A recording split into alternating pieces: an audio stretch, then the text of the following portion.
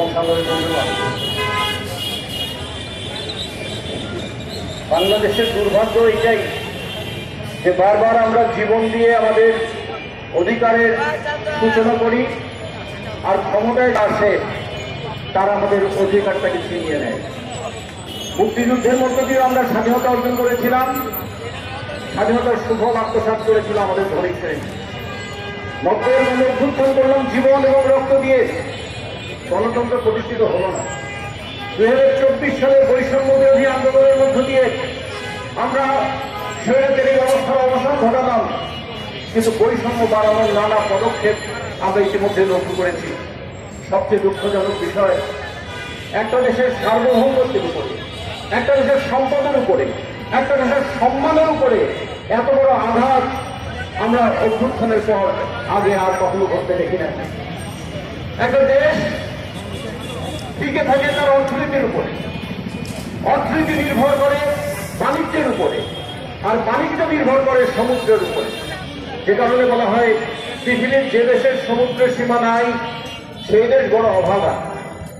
কিন্তু যে দেশের সমুদ্র সীমা থাকার পরেও তার উপর তাদের নিয়ন্ত্রণ নাই সেই দেশগুলো তো দুর্ভাগা। আমাদের সমুদ্র আছে, 3 দিকে ভারত দিয়ে ঘেরা, একদিকে বার্মার কিছু অংশ, সামান্য একটা মুখ আমাদের বঙ্গোপসাগর। সেই বঙ্গোপসাগরকে নিয়ে নানা ষড়যন্ত্র বারবার আমরা হতে দেখেছি। এবার নতুন করে আবার সেই পুরনো ষড়যন্ত্রের খেলা চলছে। অন্তর্বর্তীকালীন সরকার এসেছিলেন অন্তরের বেদনাকে ধারণ করবেন বলে, কিন্তু তার অন্তরে যে বিদেশিদের স্বার্থ লুকিয়ে আছে এটা এখন প্রতিদিন মানুষ দেখছে। আমাদের একজন বাণিজ্যের নাকি উপদেষ্টা আছেন, তিনি বলেছেন যে আমাদের এই সমস্ত চুক্তি করলে সাইনিং মানি পাওয়া যাবে 250 কোটি টাকা। আচ্ছা, তিনি সাইনিং মানি 250 কোটি টাকার বলেছেন, সাইফলিং মানি কত হবে তার হিসাব কি করলেন? প্রতিদিন প্রতি পণ্যের উপরে, প্রতিদিন প্রতিটি বিষয়ের উপরে যে ট্যারিফ আদায় করা হবে 45 বছর ধরে তার পরিমাণ কত হতে পারে তার হিসাব কি তিনি করেছেন? আপনারা জানেন যে আমাদের NCT new marine container terminal, সেটাকে দিয়ে দেওয়া হচ্ছে জিপি ওয়ার্ল্ড নামে দুবাই ভিত্তিক একটা কোম্পানির কাছে। সেই দুবাই ভিত্তিক কোম্পানির আবার মন্ত্রী হচ্ছেন মার্কিন যুক্তরাষ্ট্র। জিপি ওয়ার্ল্ড যেখানেই যায় পিছনে পিছনে মার্কিন যুক্তরাষ্ট্র যায়। আবার লালমিয়াতে এখানে $60 কোটি খরচ করে নাকি একটা টার্মিনাল তৈরি করা হবে, যেটা তৈরি করবে ডেনমার্ক। 3 বছর ধরে এই টার্মিনাল তৈরি হবে, 45 বছর ধরে এখান থেকে তারা শুল্ক নেবে। এবং এই ক্ষেত্রে বাংলাদেশকে 45টা বছর কমপক্ষে 8 লক্ষ টিউব হ্যান্ডলিং করবে যে বন্দর, সেই বন্দরের উপর নির্ভরশীল হয়ে থাকতে হবে। আমাদের একমাত্র আভ্যন্তরীণ বন্দর পানগাঁও। আপনারা জানেন চট্টগ্রাম বন্দর দিয়ে আমাদের আমদানি রপ্তানি প্রায় 90% হয়। চট্টগ্রাম বন্দরে যে পণ্য আমদানি হয় সেই পণ্যের 70% আবার আমাদের নদীপথে নিয়ে আসবার জন্য পানগাঁও আভ্যন্তরীণ কন্টেইনার টার্মিনাল করা হয়েছে। কারণ পানগাঁও আভ্যন্তরীণ কন্টেইনার টার্মিনাল যেটা বুড়িগঙ্গ নদীতে কেরানীগঞ্জে স্থাপন করা হয়েছে, সেটাকে চলে যাওয়া হচ্ছে সুইজারল্যান্ডের সাথে। আমাদের দেশটাকে ওই আওয়ামী লীগের সময় বলা হয়েছিল ইউরোপ বানানো হবে, এখন সত্যিকার অর্থেই ইউরোপ হয়ে যাচ্ছে। একদিকে ডেনমার্ক, আর একদিকে সুইজারল্যান্ড, তারা এসে আমাদের এই বন্দরগুলোর নিয়ন্ত্রণ নিয়ে নিচ্ছে। কোথায় বলে আমাদের সিঙ্গাপুরের কথা বলা হবে। সিঙ্গাপুরের আয়তন কত? 720 বর্গ কিলোমিটার একটা ছোট্ট দ্বীপ।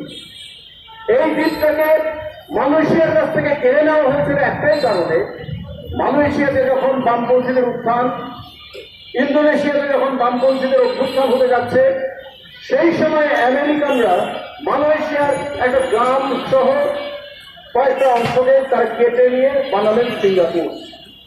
বিনিয়োগ হলো মার্কিনী, আর নজরদারি হলো একদিকে মালয়েশিয়া, ইন্দোনেশিয়া, আরেকদিকে চীনের উপরে। ফলে সেখানে পুরো বিনিয়োগটাই হয়েছিল সাম্রাজ্যবাদী বিনিয়োগ। ওইটাকে তারা উন্নয়ন হিসেবে দেখিয়েছে।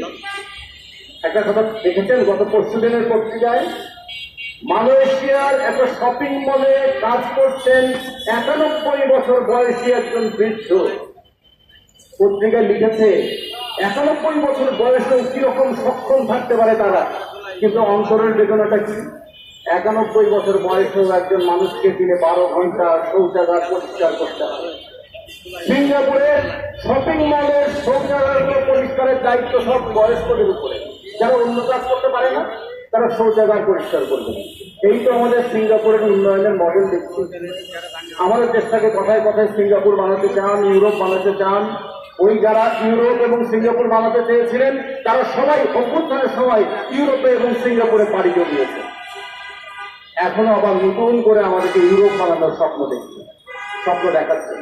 এই যে আমরা এখানে মোবাইল দিয়ে অনুষ্ঠান ধারণ করছি, আমাদের এই উপরে আছে মেট্রো রেল, এই মোবাইল আমদানি হয় চট্টগ্রাম বন্দর থেকে। আমাদের এই মেট্রো রেল তৈরির জন্য যে ইস্পাত বা রড যা আয়রন তৈরির দরকার ছিল, বাংলাদেশে তো লোহার খনি নাই, পুরো লোহাটাই আমদানি করতে হয় আমাদের বন্দর থেকে। আমাদের বাংলাদেশের তেলটা পুরোটাই আমদানি করতে হয় চট্টগ্রাম বন্দর থেকে।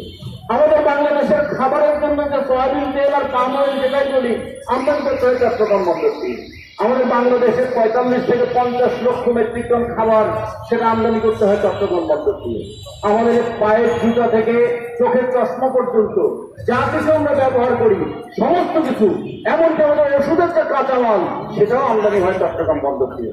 প্রতি বছর 5 কোটি টন পণ্য আমদানি হয় চট্টগ্রাম বন্দর থেকে। এই বন্দর যদি বিদেশিদের কাছে ইজারা দেওয়া হয় তার ফল কি হবে? প্রথম ধাক্কায় আমরা দেখেছি